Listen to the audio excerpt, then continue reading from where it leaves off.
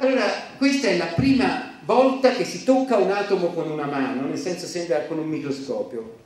Allora, seguitemi un attimo per queste 2 o 3 slide e poi finisco perché non penso di fare molto altro.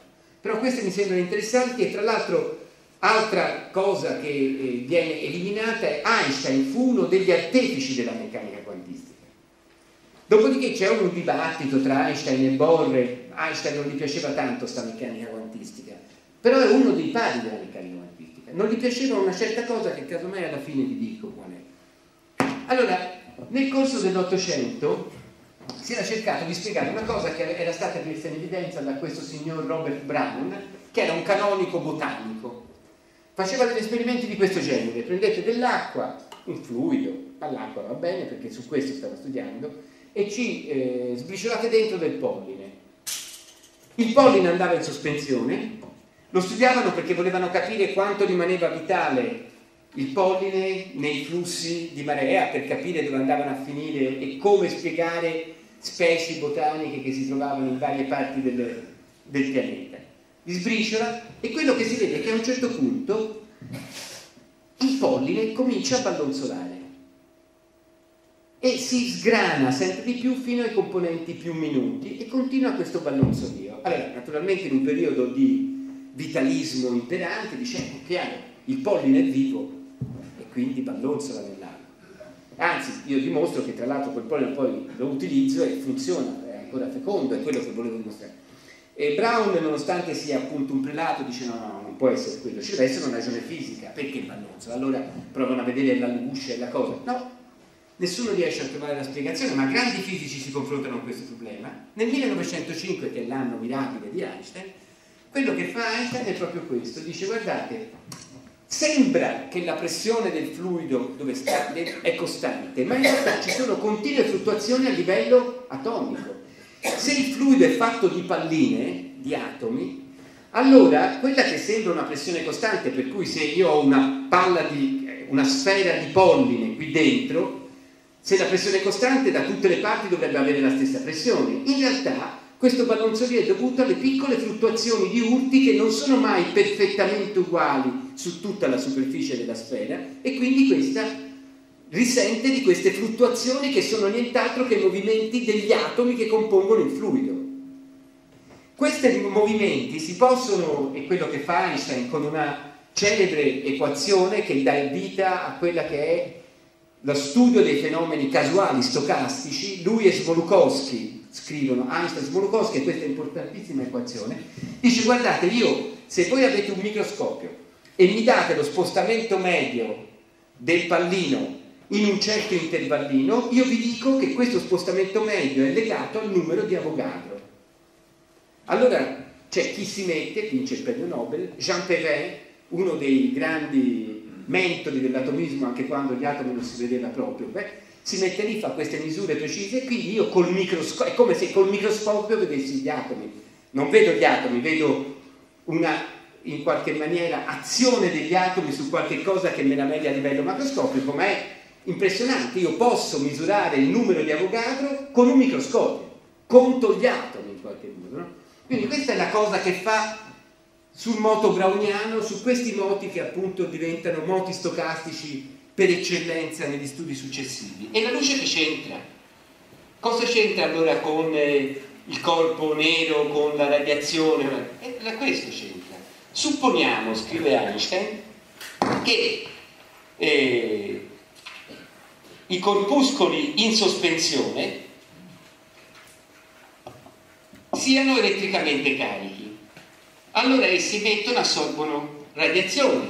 Quindi in qualche modo il polline non è altro che l'ipotetico oscillatore delle pareti del corpo nero secondo Planck. Il problema del corpo nero di Planck può allora essere così riformulato: i corpuscoli sono gli oscillatori elementari che costituiscono le pareti, il fluido nel quale sono immersi è il campo di radiazione elettromagnetica. Caro Planck, tenere il campo continuo non va bene, il campo di radiazione elettromagnetica è costituito da atomi che continuamente fluttuano, quelli che noi oggi chiamiamo fotoni naturalmente. Se si tratta del sistema complessivo secondo i dettami della teoria statistica del calore e si accetta l'ipotesi di Planck della quantizzazione dell'energia emessa e assorbita dai corpuscoli, si deve concludere che anche la radiazione si comporta come se fosse composta da particelle, quindi il campo non è continuo ma è discreto, le cui fluttuazioni di energia e pressione sono responsabili dei moti dei corpuscoli. Dalla meccanica, dalla teoria statistica ai quanti di luce. Questa attenzione sulla teoria statistica è proprio il modo completamente diverso da quello di Bohr e di altri fisici dell'epoca con cui Einstein guardava alla teoria dei quanti.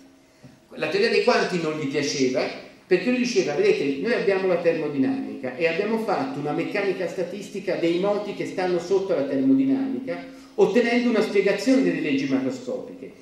Allora, prova a dire che la meccanica quantistica c'è qualche problema, poi si accorge che non ce l'ha. Allora gli piacerebbe che la meccanica quantistica fosse in qualche modo una teoria come la termodinamica, che ha sotto una teoria più fondamentale, una statistica della meccanica quantistica, in cui recuperare tutte le nozioni classiche di causalità, di cose di questo genere. Questo è il sogno di Einstein, che è destinato a fallire.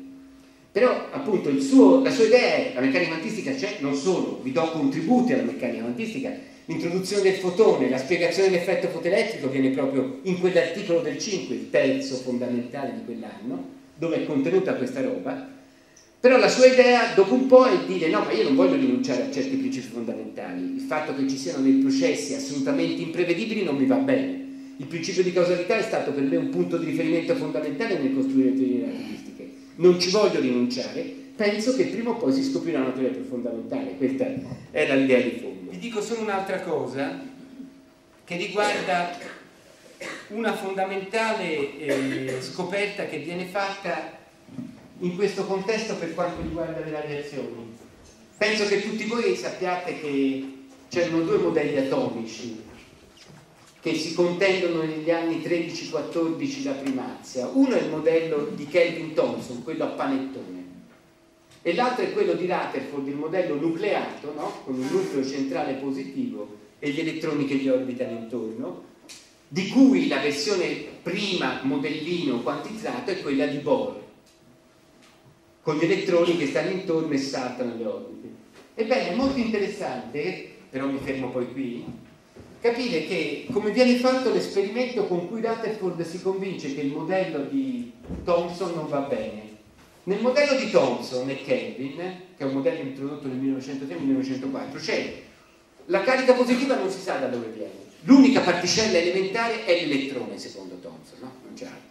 Se io metto un elettrone nello spazio vuoto, c'è una deformazione dell'etere, per cui l'etere si carica positivamente. Questa è l'idea di Thomson, quindi c'è la carica positiva è diffusa e questi elettroni ruotano dentro alla loro sfera positiva.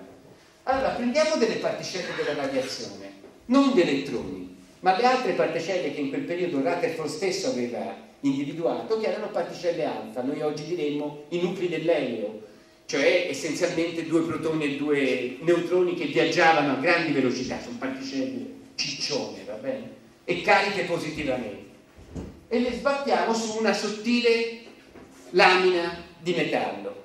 Secondo il modello che vedeva la carica positiva diffusa, queste avrebbero dovuto essenzialmente passare indisturbate, perché la carica positiva diffusa, con delle particelle che viaggiano così veloci e sono così massive, via via che penetro nella parte positiva, io sento solamente la parte che ho davanti di carica positiva, non quella che mi sono lasciato fuori. In una sfera, se riesco a entrare, sento solo la carica piccolina che ho davanti, tutta la sfera che ho passato non mi dà nessun, per ragioni di simmetria non mi dà forza. Quindi le particelle alfa dovevano passare come treni in mezzo a questa cosa. L'esperimento invece vi dimostra che le particelle non solo non passano tutte, ma vedete, vengono in larga parte anche, passano in parte avanti, ma molte vengono rimbalzate indietro. È qualche cosa, lo dice lo stesso Rutherford, è come se io avessi messo un treno in corsa contro una 500 e vedessi il treno fare un rimbalzo indietro. Questa era per avere un'idea dell'energia in gioco. E allora a quel punto dice come si fa a descrivere? Solo pensando che la carica positiva sia tutta concentrata nel nucleo, in un piccolo spazio che è paragonabile a un pallone, alle dimensioni di un pallone di calcio in un campo da calcio. Tutto il resto è vuoto e c'è solo quella carichetta lì nel mezzo. Allora la cosa interessante, perché ve l'ho voluto dire, è che questo sistema, cioè il sistema di utilizzare particelle veloci per scandagliare i particolari della struttura atomica o subatomica, è diventato il sistema che utilizziamo sempre, questo ve lo salto, perché è proprio il sistema che utilizziamo quando utilizziamo il nostro recettore normale, l'occhio. Che cosa facciamo? Abbiamo una sorgente di qualche cosa, per l'occhio ovviamente di radiazione elettromagnetica, che sbatte su un oggetto di cui abbiamo la possibilità poi di percepire le proprietà e viene registrato dal nostro rivelatore.